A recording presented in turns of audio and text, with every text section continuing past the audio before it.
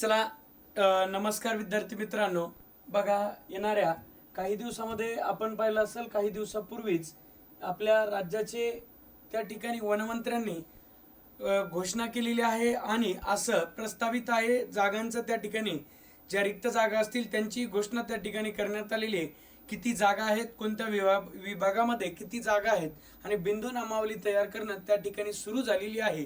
पहा, मग वनरक्षक आपल्याला व्हायचंय आणि वनरक्षक होण्यासाठी काय पात्रता लागणार आहे, कुठल्या प्रकारचा अभ्यासक्रम असतो, किती पगार असतो, त्यानंतर त्या ठिकाणी धाव चाचणी म्हणजेच शारीरिक चाचणीसाठी किती गुण असतात, किती वेळेमध्ये ती पूर्ण करायची आहे, महिलांना किती, पुरुषांना किती, कुठल्या प्रवर्गासाठी सूट आहे आणि कुठल्या प्रवर्गासाठी किती टक्के त्या ठिकाणी सूट देण्यात आलेली आहे. त्याच्यानंतर आपल्याला उंचीमध्ये सूट देण्यात आली आहे का, कुठल्या खेळाडूंना कोणती संधी आहेत, हे सर्व आपण याच व्हिडिओमध्ये त्या ठिकाणी पाहणार आहोत. पहा, वनरक्षक भरती जी महाराष्ट्र राज्य शासनाकडून घोषित करण्यात येते तिची रिक्त पदे घोषित करण्यात आलेले आहेत आणि लवकरात लवकरच त्या ठिकाणी ऍड येणार आहे. पहा, ही स्वामी विवेकानंद करिअर अकॅडमी परभणी आमचे मैदानी सराव होतानाचा हा फोटो आहे. अशा प्रकारे या ठिकाणी मैदानी सराव होत असतो. त्यानंतर वनरक्षकची ज्यांना बॅच घ्यायची आहे त्यांच्यासाठी ऑनलाईन बॅच आहे. ती बॅच फक्त 600 रुपयामध्ये आहे. फीके क्लास ॲपवरती ही बॅच तुम्हाला उपलब्ध आहे. पहा, या ठिकाणी राज्यातील एकूण मंजूर आणि भरलेली रिक्त पदे सप्टेंबर 2024 पर्यंत या ठिकाणी अहवाल सादर करण्यात आलेला होता आणि वनरक्षक असेल, रोपवन असेल आणि कोतवाल असे वेगवेगळे त्या ठिकाणी पद आहेत आणि सर्वच्या सर्व पद जवळपास आपण पाहिलं असेल 12,000पेक्षा जास्त पद वनरक्षक आणि वनसेवक यासाठी आहेत. मग आपण वनरक्षक बद्दल माहिती पाहत होतो. पहा, उपलब्ध पदे आणि वेतन श्रेणी. पदाचं नाव आहे वनरक्षक आणि हे पद कोणत्या याच्यामध्ये येतं तर गट क चं हे पद आहे. ग्रुप सी ची ही पोस्ट आहे. वेतन श्रेणी आहे 21,700 पासून 69,100 रुपयापर्यंत या ठिकाणी आपल्याला पगार आहे. अधिक महागाई भत्ता प्लस म्हणजे याच्यापेक्षा आणखीन काय तर या पगारामध्ये तुम्हाला त्या ठिकाणी पुन्हा त्याच्यामध्ये प्लस महागाई भत्ता असणार आहे. त्याच्यानंतर इतर जे भत्ते असतात तेही भत्ते त्याच्यामध्ये लागू होणार आहेत. म्हणजे 69,100 रुपयापेक्षा जास्त पगार या पदासाठी आपल्याला असणार आहे. मग पहा, 7व्या वेतन आयोगानुसार हा पगार आहे. येणाऱ्या 1 जानेवारी 2026 ला 8व्या वेतन आयोगाची घोषणा झालेली आहे आणि 8वा वेतन आयोग लागू झाल्याच्या नंतर पगार काही पटीने त्या ठिकाणी वाढणार आहे. मग पहा, शैक्षणिक पात्रता. जर आपल्याला वनरक्षक व्हायचं असेल तर शैक्षणिक पात्रता काय लागणार आहे तर वनरक्षक होण्यासाठी उमेदवाराने उच्च माध्यमिक शालांत प्रमाणपत्र म्हणजेच आपली 12वी पास असायला पाहिजेत. 12वी पास असताना विज्ञान किंवा गणित किंवा भूगोल किंवा अर्थशास्त्र हा महत्वाचा मुद्दा आहे.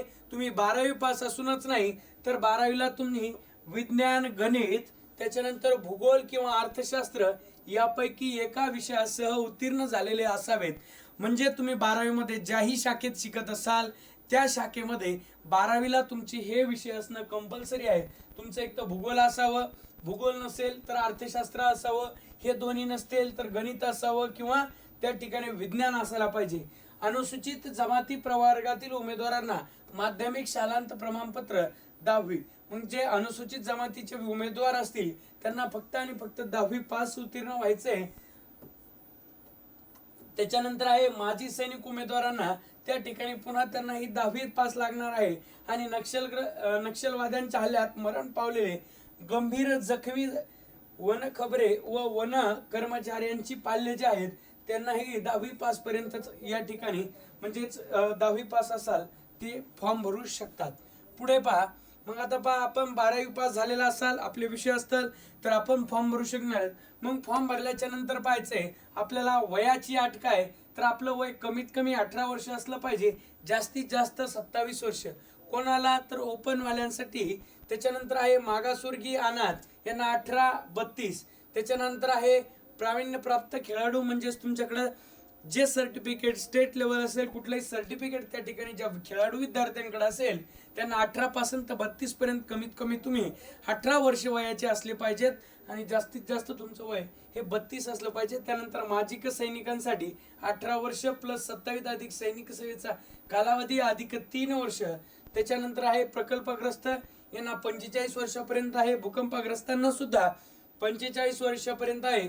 पदवीधर अंशकालीन कर्मचारी यांना 55 वर्षापर्यंत आणि रोजंदारी मजूर जे आहेत त्यांना 55 वर्षापर्यंत त्या ठिकाणी सूट देण्यात आलेली आहे. आता आपण झालं वयाची माहिती मिळाली. आता आपल्याला त्या ठिकाणी शैक्षणिक पात्रता, शारीरिक पात्रता त्या ठिकाणी आपल्याला बघायचे. उमेदवाराने उंची, छाती, वजन निकष पूर्ण केलेले असावेत. उमेदवाराची त्या ठिकाणी उंची 163 सेंटीमीटर एवढी असायला पाहिजे आणि महिला उमेदवारांची 150 एवढी उंची असायला पाहिजे. त्याच्यानंतर आहे पुरुष उमेदवारांसाठी त्या ठिकाणी छातीचा घेरा 79 आणि फुगून 84. त्याच्यानंतर आहे वजन, वैद्यकीय मापानुसार उंची व वयाच्या योग्य प्रमाणात, त्याला म्हणत असतो आपण BMI, या प्रमाणामध्ये आपली उंची आणि वजन असलं पाहिजे. ज्या प्रमाणात आपली उंची आहे त्याच प्रमाणात आपलं वजन असायला पाहिजे. त्याच्यानंतर आहे उंचीमध्ये सूट देण्यात आली आहे. अनुसूचित जमातीमधील उमेदवारांसाठी खालील प्रमाणे शिथिलक्षमता आहे. म्हणजेच काय तर त्यांना उंची किती लागणार आहे तर 152 लागणार आहे. यांना महिला उमेदवारांना 145 लागणार आहे. त्यानंतर पुरुष उमेदवारांसाठी छाती मात्र तेवढीच आहे 79 84. वजन त्यांना सुद्धा त्या प्रमाणामध्ये असलं पाहिजे. त्याच्यानंतर शारीरिक चाचणीमध्ये महत्वाचा आहे त्या ठिकाणी आपला जो डोळा आहे तो डोळा अत्यंत चांगला असला पाहिजे. त्यासाठी डोळ्याची वैद्यकीय तपासणी करत असताना ही तपासणी अत्यंत त्या ठिकाणी लक्षपूर्वक केली जाते. त्याच्यामुळे आपला डोळा अत्यंत चांगला असला पाहिजे. ज्याला चष्मा असेल, अधिक पॉइंटचा असेल, असे विद्यार्थी या ठिकाणी अपात्र ठरू शकतात.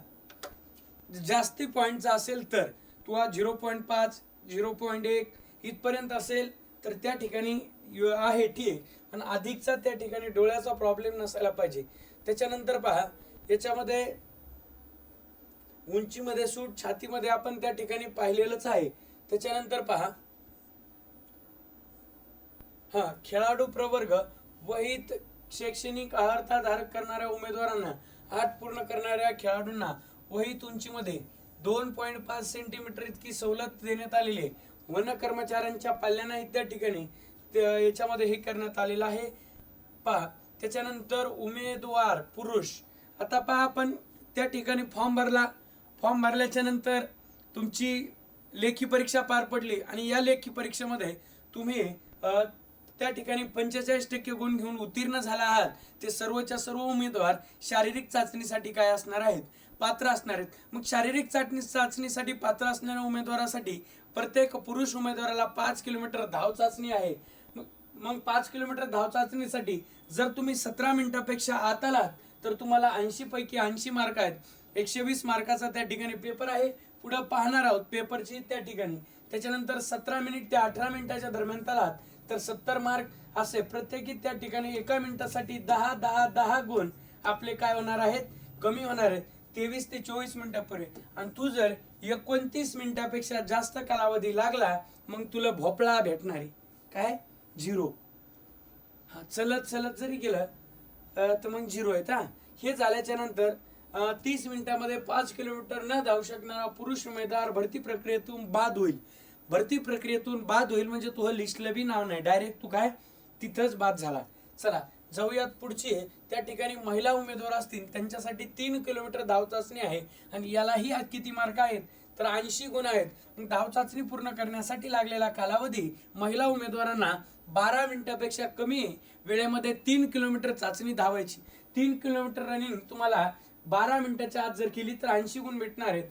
12 ते 13 मिनिटं लागले तर 70, 13 ते 14 मध्ये 60, 14 ते 15 मध्ये 50, 15 ते 16 मध्ये 45 आणि 16 ते 17 मध्ये 40. त्याच्यानंतर 17 ते 18 मध्ये 35. इथं आता 5 न त्या ठिकाणी काय होत आहेत, कमी होत आहेत इथून. ओके चला, असं 24 ते 25 मिनिटापेक्षा जास्त कालावधी जर लागला तर तुम्हाला 0 मार्क त्या ठिकाणी महिला उमेदवारांना मिळणार आहेत. मग महिला उमेदवारांसाठी 3 किलोमीटर 12 मिनिटात धावायचे आणि त्याच्यानंतर पुरुष उमेदवारांसाठी 5 किलोमीटर आपल्याला 17 मिनिटांमध्ये धावायचं आहे, तर आपल्याला पैकीच्या पैकी गुण मिळणार आहेत. मग आपण पाहिलं शारीरिक चाचणी वनरक्षक हे वन विभागातील आघाडीचे पद असून त्यांना वनक्षेत्रात पायी गस्त घालावी लागते. त्यामुळे वनरक्षक हे शारीरिक दृष्ट्या सदृढ असणं आवश्यक आहे. त्यामुळे वनरक्षक पदासाठी 4 तासात पुरुष उमेदवारांना, मग तुमची निवड झाल्याच्या नंतर, निवड यादीला नाव आल्याच्या नंतर पुढचा एक महत्वाचा टप्पा आहे, तुमचे हे दोन्ही पण त्या ठिकाणी शारीरिक आणि लेखी हे दोन्हीचं टोटल छान झाल्याच्या नंतर आपल्याला 4 तासामध्ये 25 किलोमीटर त्या ठिकाणी चालायचंय फक्त, चालायचे. आणि महिला उमेदवार जे असतील त्यांना 4 तासामध्ये फक्त 16 किलोमीटर चालायचे. साधं नॉर्मल चालत बसत जरी चालत गेला तरी पण त्या ठिकाणी पूर्ण होतंय. अपात्र आजपर्यंत एकही विद्यार्थी झालेला नाही. मग लक्षात घ्यायचंय. त्याच्यानंतर आहे वनरक्षक भरतीचं स्वरूप त्या ठिकाणी कसं असणार आहे. भरती निवड प्रक्रियेचे टप्पे, तर सुरुवातीला एक जाहिरात येणार आहे. मग ही जाहिरात आल्याच्या नंतर आपल्याला ऑनलाईन अर्ज स्वीकारणे चालू होणार आहे. मग ऑनलाईन अर्ज स्वीकारल्याच्या नंतर तुला नेट कॅफेवर जाऊन फॉर्म भरायचा आहे. मग फॉर्म भरल्याच्या नंतर संबंधित विभागाला त्या ठिकाणी फॉर्म भरल्याच्या नंतर तुला प्रवेश पत्र येणार आहेत. नंतर तुझी ऑनलाईन परीक्षा होणार आहे आणि ऑनलाईन परीक्षेच्या अनुषंगाने आदर्श उत्तरपत्रिका वेबसाईटवर प्रसिद्ध करणे. मग तू जे पेपर सोडवला होता ते तुला पेपर त्या ठिकाणी भेटणार आहे. आदर्श उत्तर, त्याच्यानंतर जर काही आक्षेप असले तेही आक्षेप आपल्याला त्या ठिकाणी घेणार आहेत आणि त्यानंतर ऑनलाईन परीक्षेचा निकाल जाहीर करणार आहेत. म्हणजे सर्वच्या सर्व विद्यार्थ्यांचे गुण हे प्रसिद्ध केले जाणार आहेत, जाहीर केले जाणार आहेत.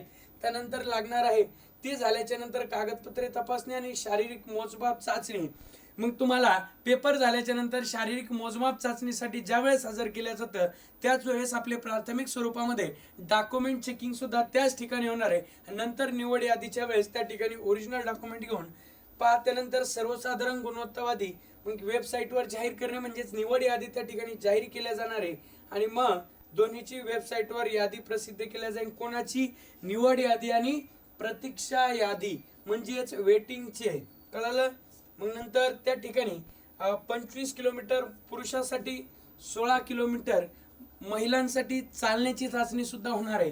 हे लहान कुटुंब असलं पाहिजे, हे एक प्रमाणपत्र तुम्हाला त्या ठिकाणी भरून द्यावं लागते. पहा, मग आता सिलेबस, तर मराठी विषयामध्ये गेलात तर तुम्हाला आहे काळ आहे, नाम आहे, सर्वनाम आहे, विशेषण, वाक्यरचना. पहा, याच्यामध्ये जवळपास त्या ठिकाणी आपल्याला मराठी, इंग्रजी, एक मिनिट,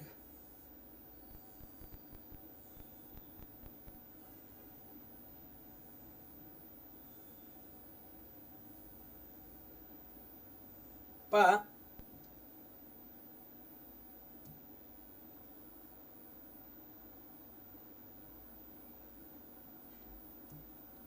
आपल्याला महत्वाचा विषय याच्यामध्ये मराठी, त्याच्यानंतर विषय आहे इंग्रजी, त्याच्यानंतर विषय आहे इंग्रजी, त्याच्यानंतर विषय आहे गणित ऑब्लिक बुद्धिमत्ता, असं आपल्याला त्या ठिकाणी दिल्या जाते. पण ह्याच्यावरती प्रश्न काही नसतात. आपल्याला बौद्धिक बुद्धिमत्तेवर प्रश्न विचारला जाईल. एखादा प्रश्न आला तर याच्यावर येऊ शकतो.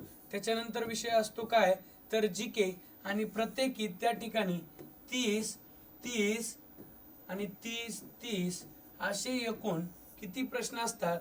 तर त्या ठिकाणी प्रत्येकी प्रश्नाला आता नव्या नियमानुसार त्या ठिकाणी काय झालेलं आहे तर प्रत्येक प्रश्नाला किती गुण आलेले आहेत तर 2 गुण आलेले आहेत. असे 30, 60 आणि 30, 9 आणि 3 म्हणजेच 120 गुणांची त्या ठिकाणी काय होणार आहे तर लेखी परीक्षा होणार आहे. 120 गुणांची लेखी परीक्षा आणि 80 गुणांची शारीरिक चाचणी, अशी एकत्रित 200 गुणांची ही काय असणार आहे परीक्षा असणार आहे. मग या परीक्षेचा जर आपण अभ्यासक्रमाचा विचार केला तर हा आहे मराठी विषयाचा अभ्यासक्रम. जर आपण पाहिलं तर वनरक्षकचे या वर्षीचे पेपर आपण स्पष्टीकरण जे युट्यूबला सिरीज चालू केली याच्यामध्ये पाहिलं असेल, त्यामध्ये जास्तीत जास्त त्या ठिकाणी जो झुकता माप कशाला दिलेले मराठीमध्ये तर समानार्थी शब्द, विरुद्धार्थी शब्द, म्हणी व वाक्यप्रचार आणि शब्दसंग्रहामधला सगळा घटक जो आहे तो त्याच्यावरती अधिकचा भर त्या ठिकाणी देण्यात आलेला आहे. मग मराठी व्याकरण म्हणलं संपूर्ण मराठी व्याकरणच, त्याच्यानंतर आहे इंग्रजी व्याकरण, त्याच्यानंतर आहे सामान्य ज्ञान म्हणजे जनरल नॉलेज. याच्यामध्ये चालू घडामोडी असतील, इतिहास असेल, समाजसुधारक असतील, भूगोल असतील, भारताची राज्यघटना असेल, पंचायत राज असेल, सामान्य विज्ञान असेल, माहितीचा अधिकार अधिनियम 2005, माहिती व तंत्रज्ञान, संगणकाशी संबंधित काही जे प्रश्न आहेत तेही त्या ठिकाणी विचारले जातात. त्याच्यानंतर आहे बुद्धिमत्ता. बुद्धिमत्तेमध्ये सगळेच प्रकरण त्या ठिकाणी विचारले जात असतात. त्याच्यानंतर आहे अंकगणित. पहा, हे महत्वाचं पुस्तक आहे. संबंध ज्या भरती झाली या अगोदरची त्या भरतीमध्ये सर्वात विद्यार्थीप्रिय ठरलेलं हे आपलं वनरक्षक भरती स्पेशल विठ्ठल कांगणे सर लिखित हे त्या ठिकाणी पुस्तक आहे. भरभरून विद्यार्थ्यांनी या पुस्तकाला प्रतिसाद दिला आणि प्रतिसादातूनच त्या ठिकाणी जे परीक्षेला प्रश्न विचारण्यात आले सर्वाधिक प्रश्न याच पुस्तकातून आलेले आहेत असं आढळलेलं आहे. मग पहा याच्यामध्ये काय काय दिलेले तर TCS आणि IBPS नुसार जे आहे हे पुस्तक तयार करण्यात आलेलं आहे. या पुस्तकामध्ये महापोर्टलने घेतलेले पेपर, त्याच्यानंतर यावर्षी घेतलेले 2023 या वर्षामध्ये TCS नावाच्या कंपनीने घेतलेले पेपर, हे पेपर त्या ठिकाणी देण्यात आलेले आहेत. तुम्हाला त्याच्यामध्ये सराव पेपर सुद्धा देण्यात आलेले आहेत. त्याच्यानंतर तुम्हाला त्याच्यामध्ये तांत्रिक जो घटक आहे वनरक्षक विषयी म्हणजेच त्या ठिकाणी वनावरती विचारले जाणारे जे सर्व प्रश्न आहेत ते सर्व प्रश्न याच्यामध्ये देण्यात आलेले आहेत. त्याच्यानंतर संभाव्य पेपर आहेत आणि काही वन लाइनरचे प्रश्न सुद्धा त्याच्यामध्ये देण्यात आलेले आहेत. गणित बुद्धिमत्ता हे काय आहे तर अचूक स्पष्टीकरण आणि उत्तर असणारं त्या ठिकाणी गणित बुद्धिमत्तेचं स्पष्टीकरण सुद्धा आपण त्याच्यामध्ये देण्यात आलेलं आहे. पहा, अशा प्रकारे वनरक्षक होण्यासाठी तुम्हाला पात्रता लागणार आहेत. मग तुम्ही 12वी पास असायला पाहिजेत, पाहिले आपण डिटेलमध्ये. आणि त्याच्यानंतर लेखी परीक्षा म्हणसाल मराठी, इंग्रजी, बुद्धिमत्ता आणि जनरल नॉलेज हे महत्त्वाचे विषय त्या ठिकाणी आपल्याला. चला थांबूयात आपण. धन्यवाद.